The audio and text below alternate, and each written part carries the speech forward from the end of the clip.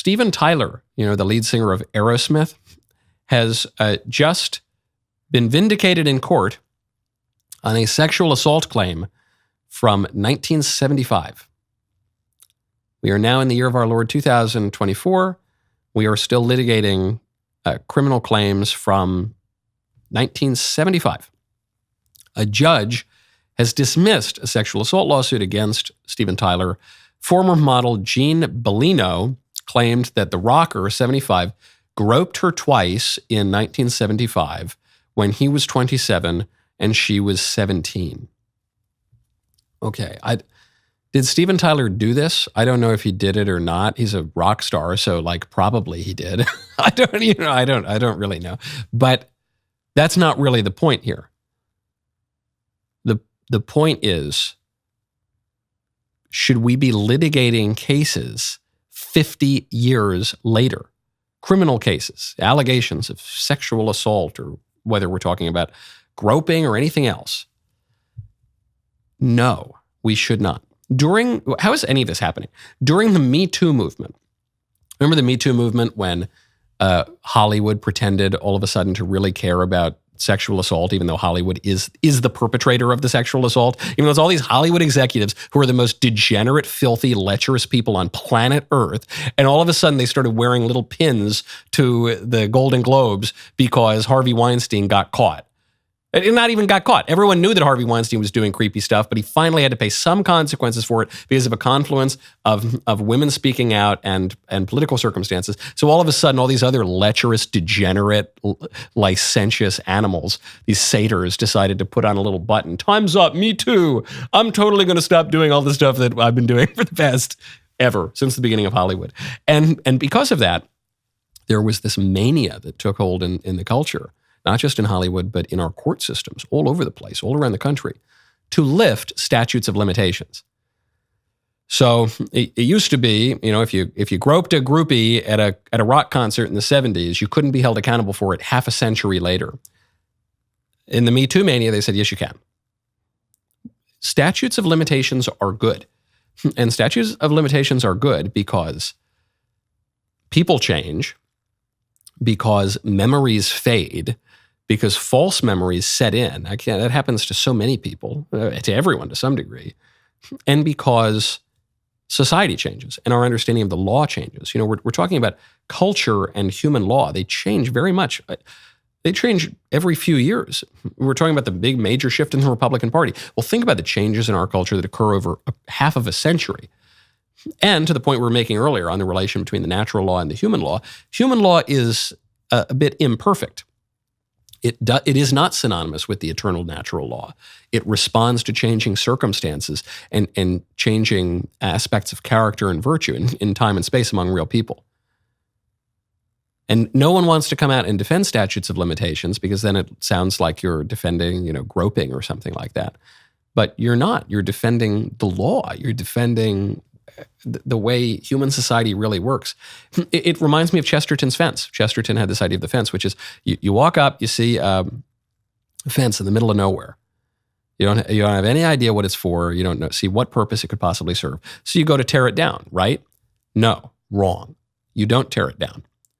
The first thing you ought to do is figure out what the fence was put up for in the first place.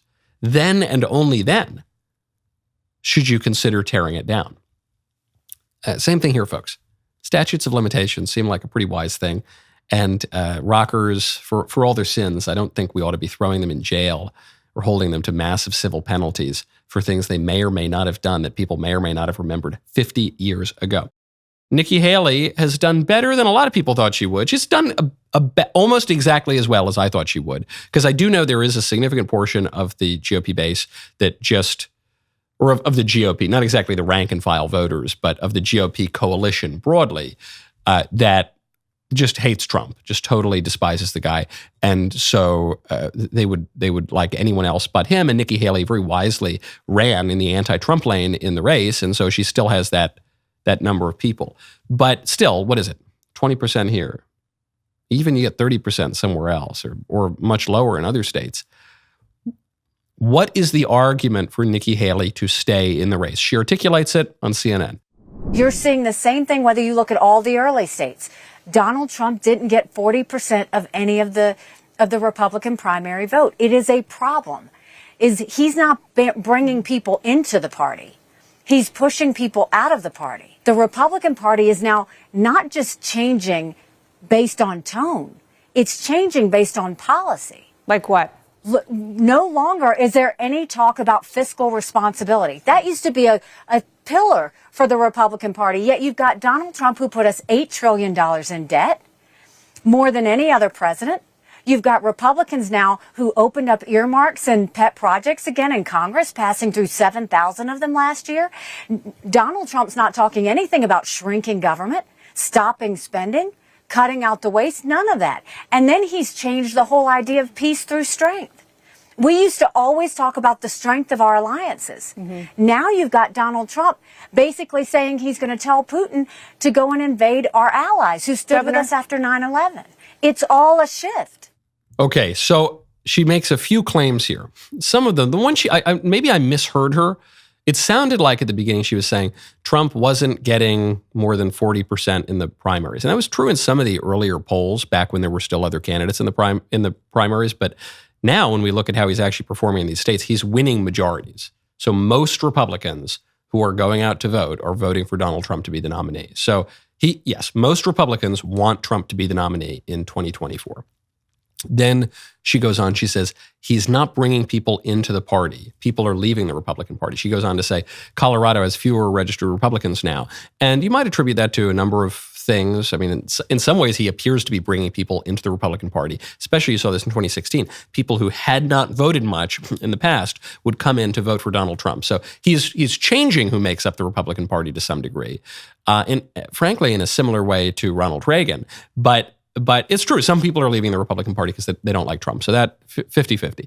Then she goes on, and the most interesting point Nikki is making here is she says, it's not just these numbers. Okay, it's not just the electability question. He's changing the policies. It's not just the polls. It's not even just the rhetoric. It's the policies. He's changing the policies advocated by the Republican Party. That is somewhat true. It's not totally true. In some ways, Trump governed like a moderate Republican, but in many ways, Nikki Haley has a point here. She's saying he's not talking about cutting spending. That's true. He's not. 10 years ago, GOP was really big on talking about cutting spending. 20 years ago, the GOP didn't really talk about cutting spending. Then 10 years ago, they did talk about cutting spending. And the argument was we need to cut spending, we need to get our fiscal house in order, then we can deal with the social issues. Until then, we'll have a social truce. None of that worked. We elected the Tea Party, and it didn't work at all. And I think the conclusion from that was you're actually not going to fix the fiscal issues until you get the social issues in line. What even is a social issue? We're talking about politics. Politics is society. So of course, the social issue. That's just like saying the political issues, the issues that pertain to how individuals relate to one another, how families relate to one another, how people get along in society. You got to deal with that.